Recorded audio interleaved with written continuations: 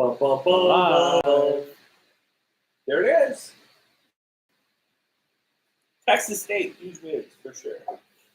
Look at this. A lot more fun live from a hotel room, huh, Jake? You think so? I think so. Good time. Oh, Before I mess up another library. live stream, I'm gonna make sure everything's cool before I do it. Yeah, this is. Ba ba ba ba ba. Ba ba ba ba ba ba.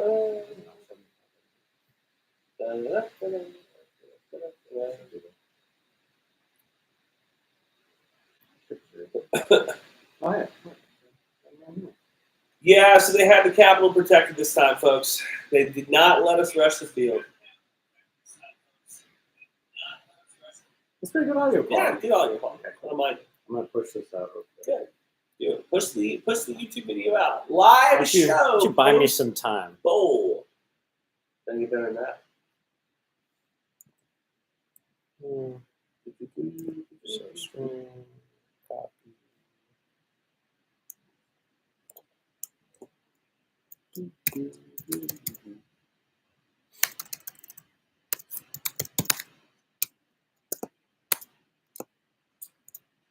Statistics.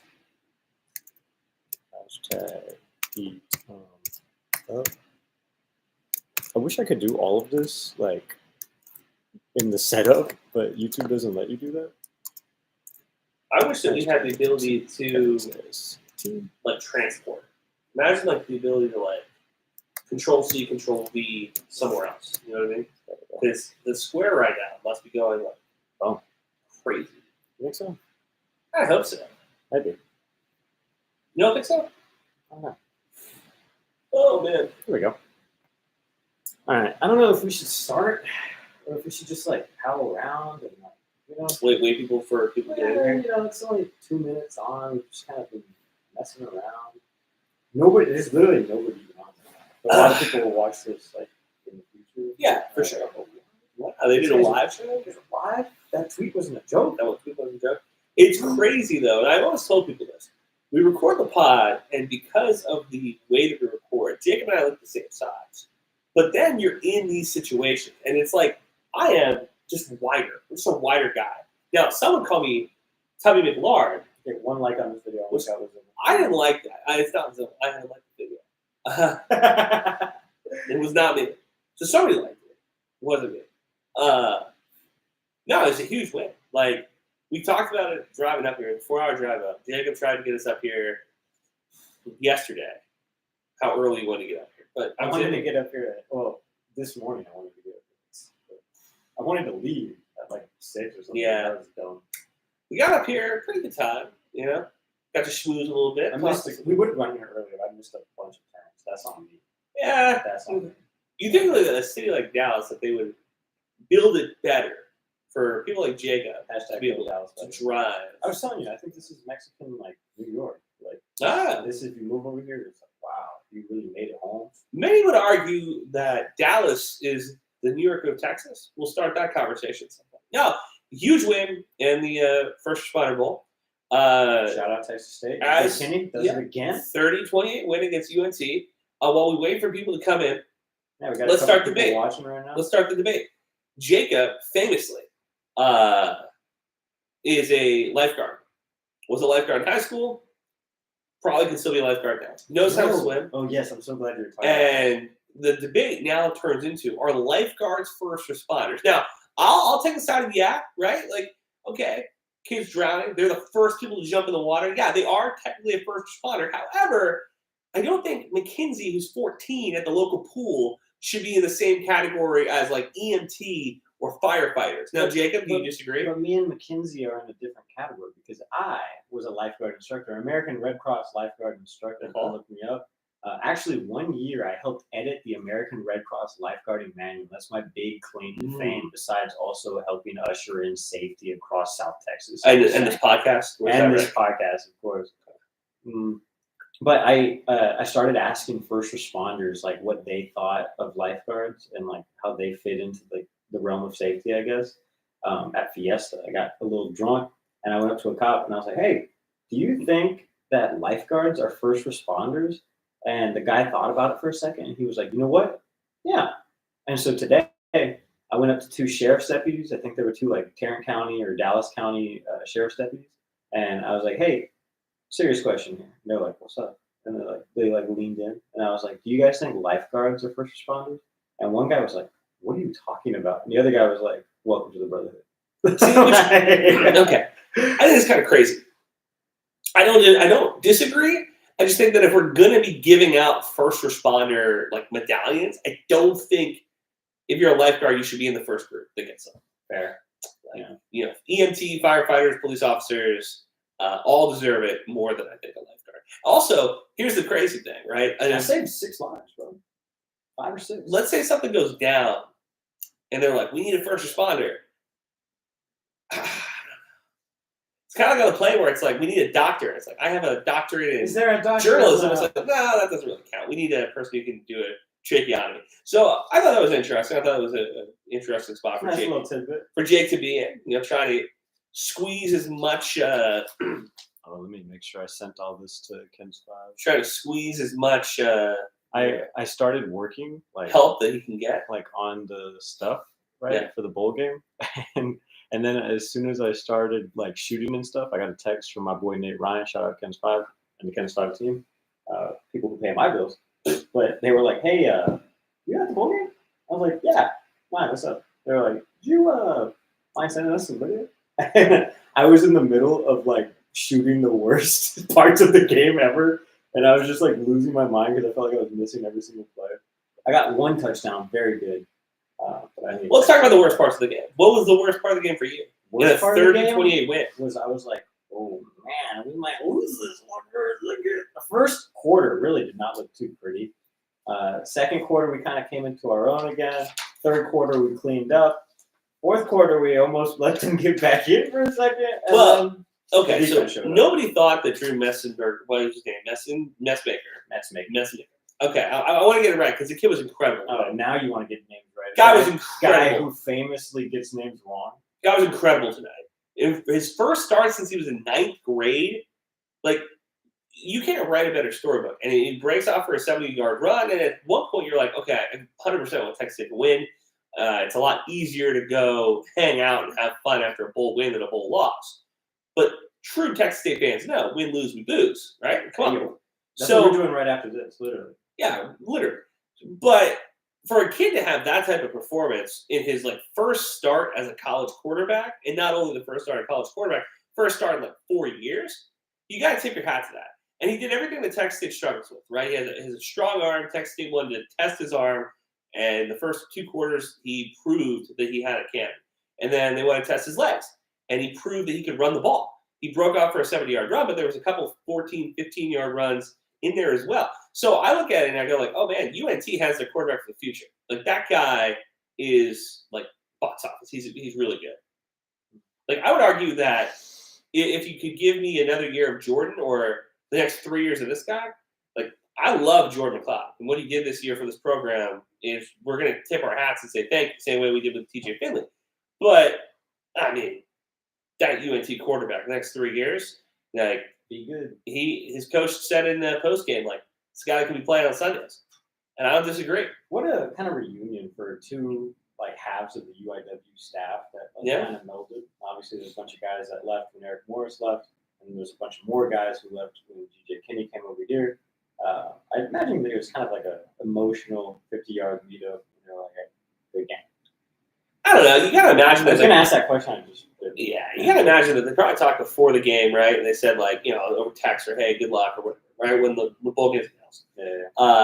I imagine that they probably don't talk for a couple weeks because again, this is an interesting spot for Texas State to be in because they recruit this area really well. This is an area that they think is a hotbed that they want to bring players in from this area, and if for UNT, Dallas is really their only pipeline. Like this is where the best athletes that they're going to get are going to come from. If they don't recruit Dallas, they are done. Yeah, they're over it. So just think of everything. I mean, you know, everything that you have to recruit against Dallas. It's like Oklahoma, Texas, Arkansas, the entire SEC. Yeah, and look, Texas State, and this is I look. They win a big game. They almost let it get away from them. They came back after not being able to score legal touchdowns. The officiating crew tonight. Awful. Mixed reviews. Not mixed reviews. Around Awful. And I I'll know. tell you this. I was on the UNC sideline for a little bit. Nah. They were very pleased. Let me tell you. So it was MAC refs, and the minute that the ref opened his mouth for the first time, so that guy's from Pennsylvania. Yeah. See, because I can never hear any of these because I'm on the field. Yeah, I picked it up immediately. That guy's from Pennsylvania. At me. Squarin. And I'm just thinking to myself, this could be a long night for Texas State. Because there's a lot of I love Pennsylvania. It's a great state. The refs from that state could all be from high school. Because I've never had a ref from Pennsylvania that was a good ref. It was a fun story. It's true. Maybe they don't want me talking about this, but I'm talking about it. Webb was in front of another dude, and they were walking right behind the refs, and the refs were like, "Hey, would you guys want to take a picture?" So the guy that Webb was with took a picture of the refs at the game in front of like the bowl thing. That's what we're dealing with out there. Glad that that's what we're dealing with. That's the kind of stuff that you're not going to get on any of the podcasts. Glad that they got their photo. That was great. Yeah, man. But I mean, the major takeaway from this game that UNT was actually a little bit more dangerous than we thought. Yeah, didn't cover. Texas State left a little bit more meat on the bones than we probably like to at times, but we got the win. There were some guys that GJ talked about in the press conference, Tavian Coleman, a few other dudes that were in that whole JUCO rule that will not be with the team next year, most likely, unless something drastically changes with the NIL stuff for Texas State. Which is a really good segue. Yeah. Because that's all GJ wanted to talk about, basically. He begged for money. Like, this is one of those, like, he didn't need to. He used this platform after a bowl win. Probably the best time for him to do it, honestly. To be like, we need help. That's the direct quote. We need help. Sure. And I thought at first, I was like, does he need a GM? Is he looking for more coaching? Because, Foya Boy over here has figured it out. Like, he knows how much these guys are getting paid. He knows what the pool is. But it's the NIL money. He needs you. He needs me. He needs this podcast. He needs every other Texas State alum. Even our swear jar. Yeah. He literally is asking for any money. Yes. And it's kind of like, you don't want to beat a dead horse because, like, I feel like he's been giving the same sort of lecture series for, like, at least the past couple of months. At least, like, 6. Yeah, the back half of the season for sure. And if you watch anything else like college football at this level, his mentor, buddy, hombre, brother in arms, Jeff Traylor down the street. This is the same song and dance in San Antonio. He's done it for the past, like, 3 or 4 years, up and down, begging for money in San Antonio. So we don't want to turn into that. You got money, give it to the NIL club. That basically is the and the thought is that, okay, hey, we've made some splashy signings. Jacob and I were talking about on the drive out. We're like, splashy signings. I mean, TJ Finley, Jordan McLeod for sure. I'm not quite going splashy, but all right, whatever, fine. But that's well, and I told you about that too because I went back and I watched their National Signing Day press. So I watched that one, and then I watched the bowl game stuff. Obviously, I watched the interview that they did with Kev, and they were talking about these like splash signings. And I asked you on the road, like on the trip up here, like how many splash signings have we ever really had as a team? For sure, TJ Finley. I mean, if we're just going to talk about the GJ Kinney era, I mean, who cares about the idiots, right? Yeah. I mean, straight up. So TJ Finley for sure, Jordan McLeod, Jaden DeLora. You guys remember that one? Caused a very negative splash. Yeah. It's like a car driving through a puddle splash. Yeah. What else? I mean, look, top of the head, that's what comes to mind. So that's what I got. You got the hat in hand. You're asking for the money. I get that. And I think it's a really smart idea. Oh, another thing he said, that he will always recruit on the line, defense and offense, out of high school because in the portal, they're way too expensive. Of course. Yeah, of course. What do you think about that?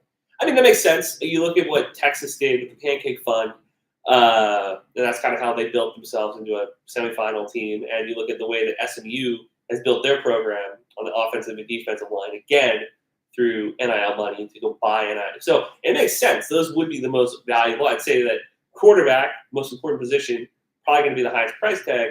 Second highest position, probably is left tackle.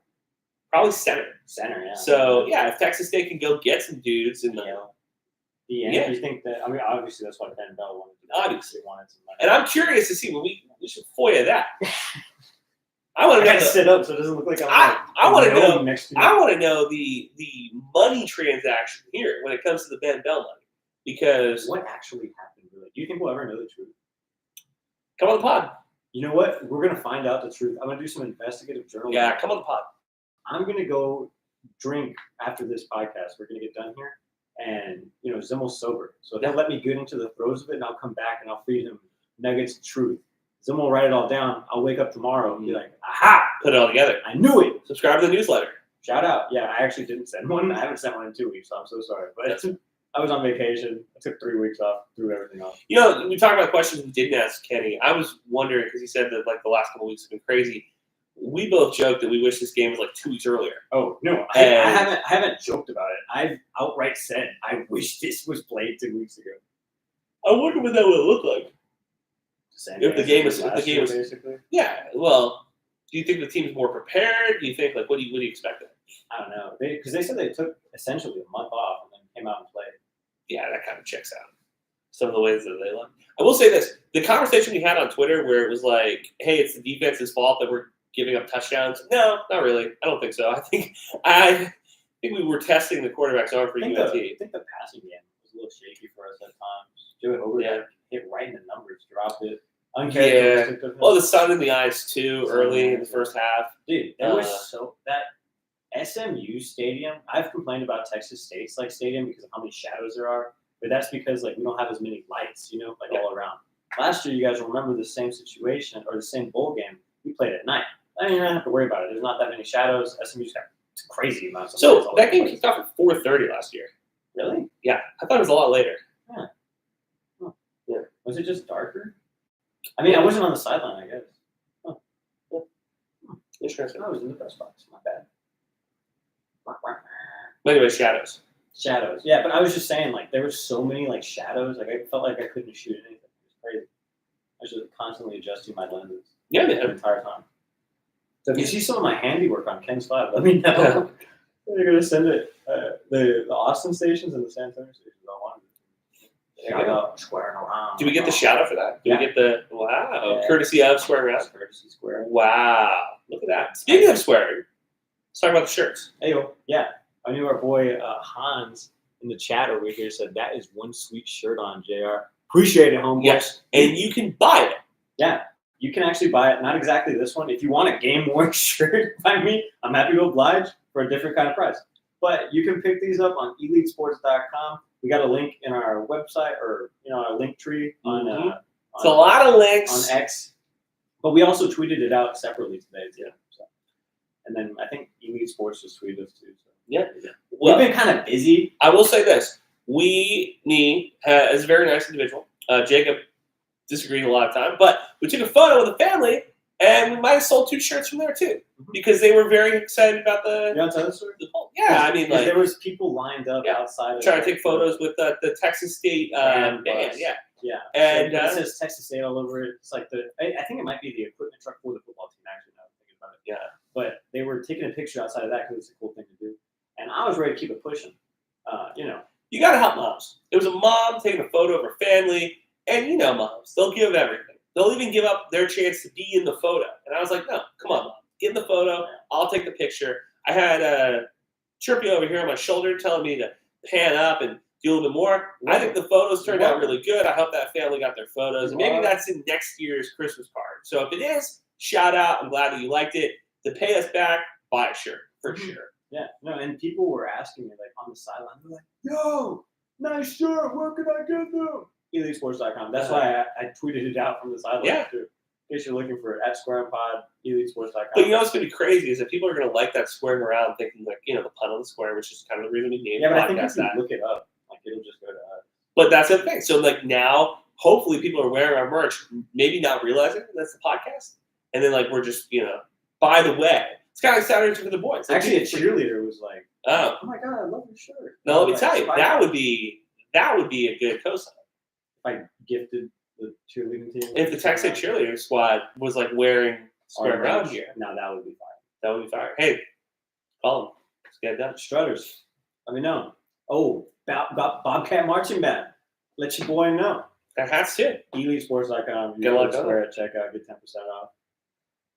So what do we go from here? Where do we go from here with Texas State? Dude, I'll tell you where GJ's going. The damn portal, bro. He's got visits tomorrow. Yeah. Like he's got recruiting stuff going on. That's exactly what happened last year too. He talked Yeah. about how him and his wife got McDonald's after the game, and then immediately called Ish and a bunch of other players. I'm like, yo, Do not you leave. gotta stay here, please. We're curious because again, I actually saw Cole Wilson in the stands. I saw a couple other former players who like opted out of the bowl game to play.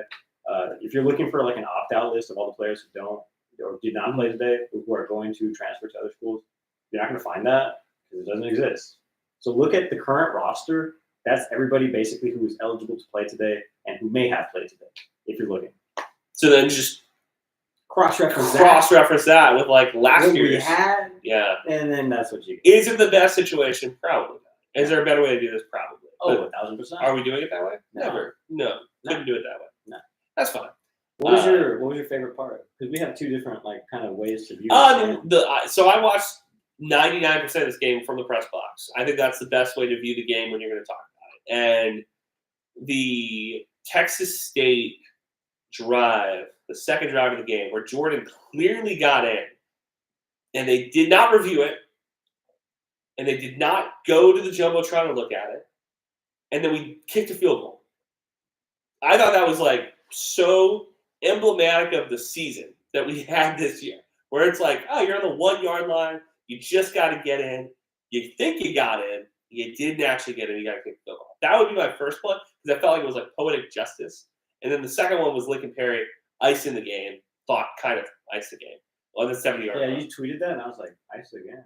There's 3 minutes on the clock. Absolutely doesn't. Hey, jinx. Yo, actually, as I was making my way downtown, walking fast, faces passing, I'm homebound. I miss you. But I ran into Carter Jates, our boy from the Dave Campbell's Texas football.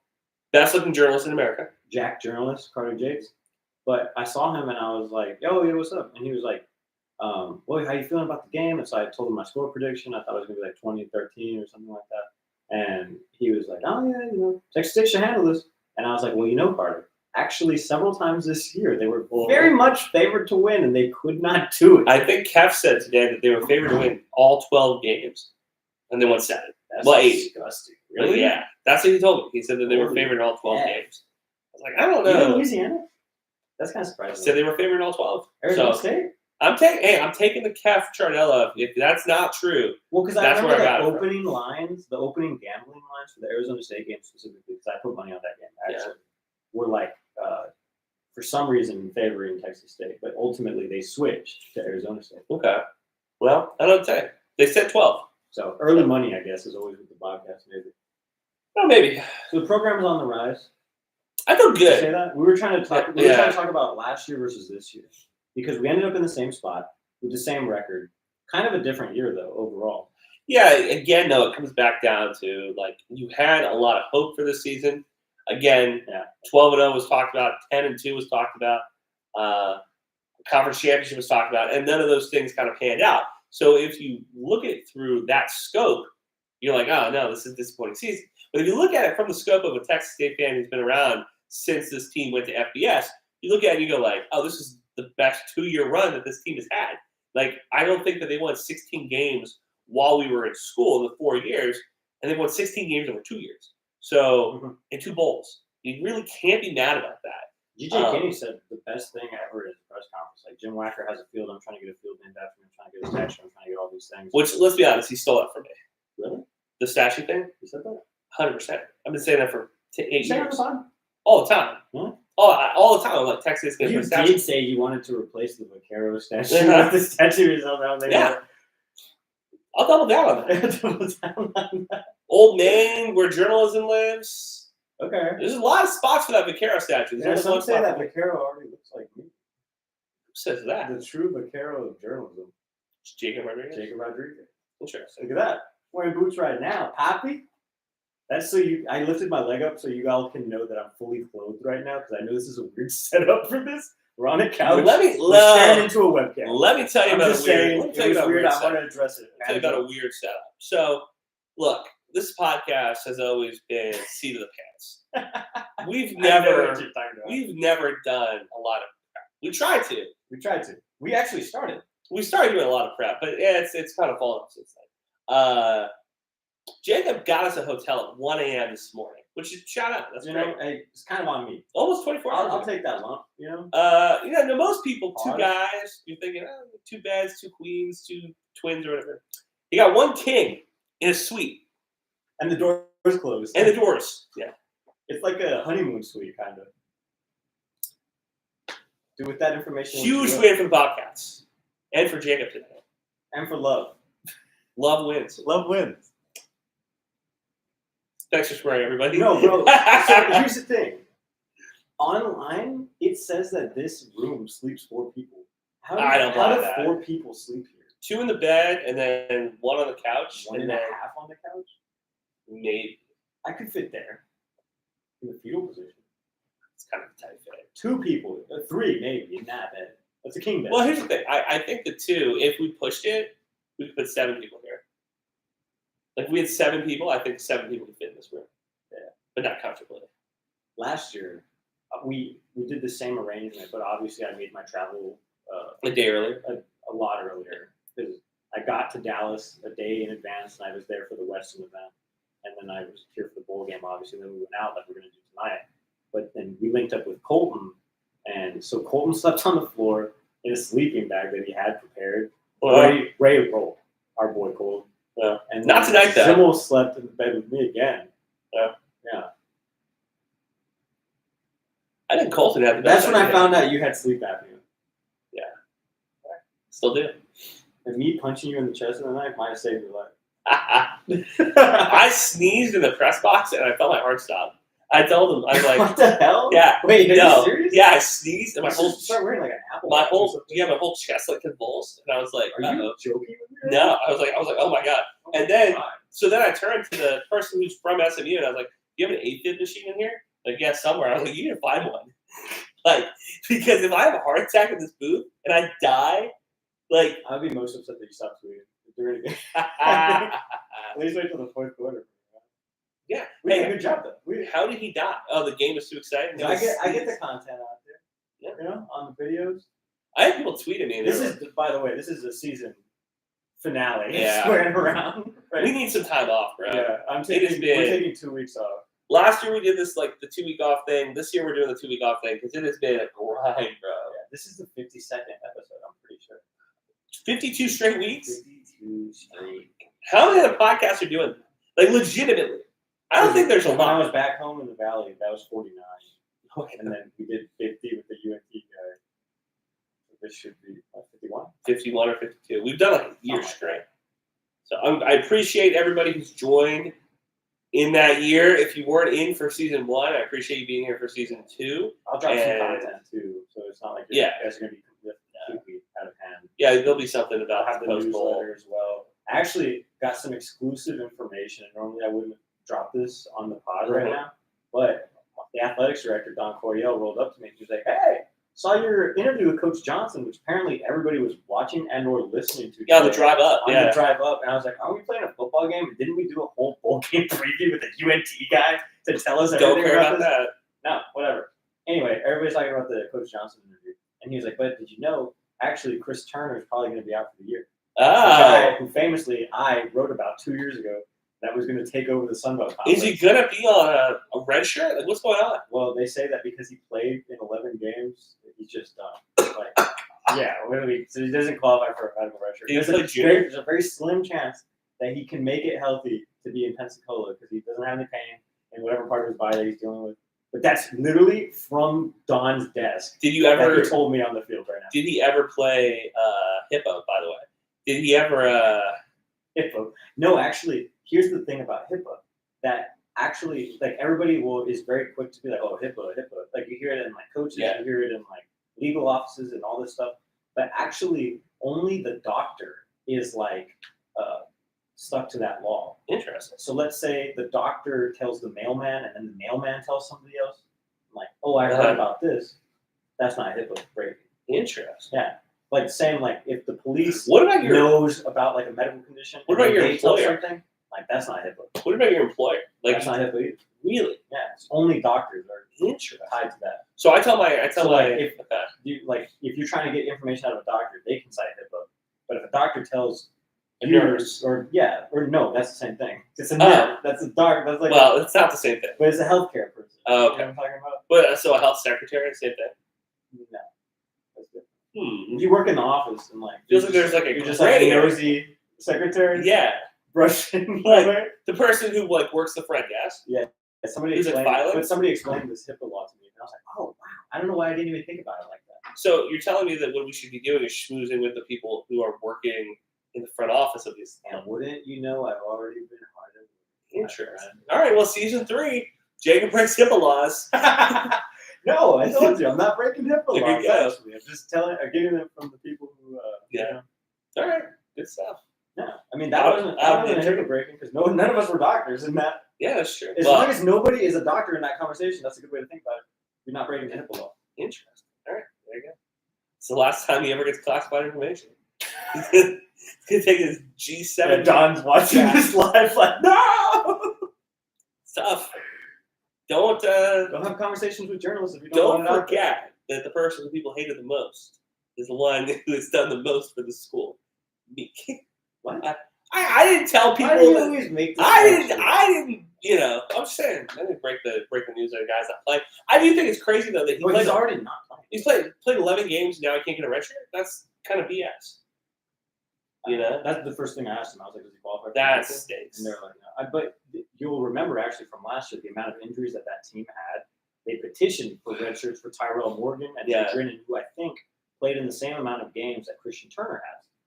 So Yeah, we were it talking. could look good. It could look not so good. We were talking in the press box about like the difference in eras. He also between- transferred from Troy, by the way, if you're wondering. We were talking about the difference in eras between like TJ and like Casper. I was like, did we lose like a bunch of medical people? Because it feels like we've dealt with a ton of injuries. Like, you know what I mean? And like injuries that kind of tamper. Oh, message from my boy Nate Ryan. This is great, brother. You're getting a shout out. Thanks, man. Oh yeah. Let me forward this to Corey real quick. Keep these guys occupied. All right. Well. So anyway, yeah. So we appreciate you guys for hanging out with us for season 2. The season has been, like I said, when we look at it in the rearview mirror, you think to yourself like, with the hopium that we had before the year, it does feel like a little bit of a letdown. But I'm never going to come after a bowl win after Texas State had never played in a bowl previously the last year and say that it was a disappointing season. Now, we'll say this. With the way that college football landscape is kind of shaking out right now, and the way that G.J. Kenny in the postgame was talking about how year 3 is really the year that they're going to put it all together, right? So year 1, building a foundation. Year 2, building that foundation. Year 3, kind of taking that next step. You kind of feel like, when you look at the schedule and everything else like that, that the conference championship aspirations should be there. Like, you shouldn't think to yourself, like, we can't go to a conference championship in the Sun Belt. Now, the most 3 interesting teams in the Sun Belt next year will be Texas State because of that fact, because GJ stays and, you know, he signed a 7-year contract and he says he wants to be here for the foreseeable future. That makes Texas State one of the more intriguing teams in this conference, along with Sun Belt West rival Southern Miss. Because Charlie Huff took the entire Marshall team that won the Sun Belt this past season, 30 guys, and takes them to Hattiesburg. And Jacob and I have not been to a Sun Belt media day together. I've been to one in my career for football. I don't think, Jacob, you've been to any? No, nothing. And we've talked about going this year solely on the fact that because Southern Miss took the entire Marshall team, that is going to be a very interesting postgame or like a preseason talk. I think Texas State and Southern Miss are 2, and then the other one out of the West or out of the East is AJMU. Like, I think those are the 3 most intriguing teams coming into next season. And Texas State goes in the transfer portal this year. They say they don't have any money. Give money. Help us get to that level. And see where we go from there, man. My friends in Austin now want these same videos made as. Oh, nice. I know, I'm excited. Look at me, little TV producer boy. I need coffee. I'm falling asleep. You just took cough medicine. I know. honestly. Yeah. Yeah, let me do my season 2 goodbye. Yeah. We learned so much in season 1 covering this team that this bowl game really felt to me. Like, that's why travel plans went super well. Yeah. That's why super well. I think our relationships on and off the field coaches are going super well. athletics staff, support staff. And that's all thanks to you guys watching our show every week. So just want to say again, thank you so much. I was in a super different place, like mentally and personally last year. I was physically in a different place. I think last year at the end of season 1, I was like, oh, I'm so bad. But now I come to you guys strong, prepared, like ready, thankful, grateful. And I'm just super excited for season 3, which I think we're going to get underway in about 3 weeks. And I already got, or not 3 weeks, I'm sorry. I pushed it back in my head already. I can't wait for season 3 to begin in a month. Like, we're looking forward to it. We just keep pushing it back. Valentine's Day for season 3 start date. Nah, we're going to take 2 weeks off, so don't expect anything from us for 2 weeks. And then the first thing we're going to talk about is going to be recruiting. So, I think so. It has to be. I got to make a recruiting board for us because I haven't done any of that work yet. It's not pretty, folks. Yeah. Like the other GJ actually said that he had guys commit to him and now are already out of his school. So if you're wondering why we haven't done any of this, or like why my philosophy has not changed on this, is because I saw the writing on the wall, bro. And I already get corrected online for things that I'm right about. So like, look, he threw a dart. He threw a dart and he landed a bullseye. We got to be happy about that. Look, he was right. I'll be the first to admit that he was right about the transfer stuff. That he was right about you're not a Bobcat until you put the jersey on. So, dude, that's why Ole Miss they play basketball in the spring game. Do they really? Yeah. I didn't know that. Well, you got anything else for season 1 or season 2? Season 2, man. Appreciate you guys and go Buckets. Yeah. All right. Yeah. Thanks for squaring, guys. Eat them up. Eat them up. Much love. If you're used to listening to us, I'll put this on the other feed in a little bit. So, peace. All right. Good.